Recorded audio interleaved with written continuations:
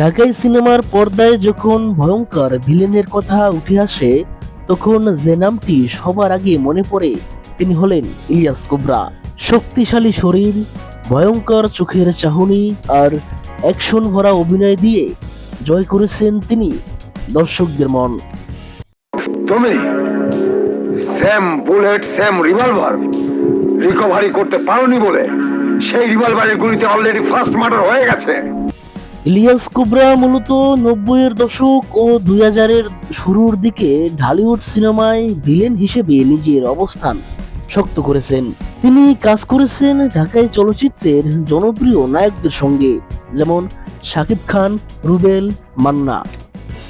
মানুষের জীবনের চাইতে মদের দাম তোর কাছে অনেক বেশি। মুখে লাগাম দে শালা বাউলের বাচ্চা। তার উল্লেখযোগ্য কিছু সিনেমা: বস নাম্বার 1, অ্যাকশন জেসমিন, কোটি টাকার ফকির, মারধর ও ডন নাম্বার 1। এসব সিনেমায় তার ভয়ঙ্কর উপস্থিতি দর্শকদের মাঝে আলাদা উত্তেজনা তৈরি করে। দোকান মালিক সমিতির সভাপতি হয়ে তুই আমাদের চাঁদাবাজি বন্ধ করে দিবি? হ্যাঁ।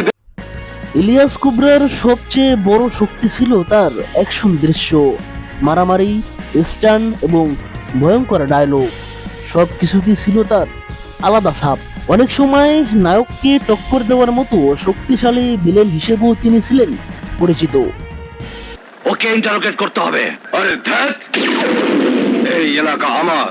এখানে গুন্ডা হোক আর চোর হোক, আমি ধরবো। বর্তমানে ইলিয়াস কোবরা বাংলা সিনেমা থেকে অনেক দূরে ব্যস্ত রয়েছেন নিজের মার্শাল আর্ট, স্কুল, মসজিদের কাজ এবং কৃষি কাজ নিয়ে। মন দিয়েছেন ধর্মে ও কর্মে। এরই মধ্যে সময় পেলে নিজের ফসলি জমিতে নিজেই কাজ করছে বলে জানান তিনি। আগের মতো সিনেমা জগতে ফেরার আর কোনো ইচ্ছা নাই বলেও জানান তিনি।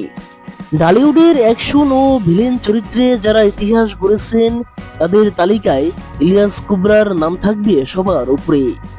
একসময় ছিলেন পর্দার আতঙ্ক, আজ তিনি স্মৃতির পাতায় এক কিংবদন্তি ভিলেন।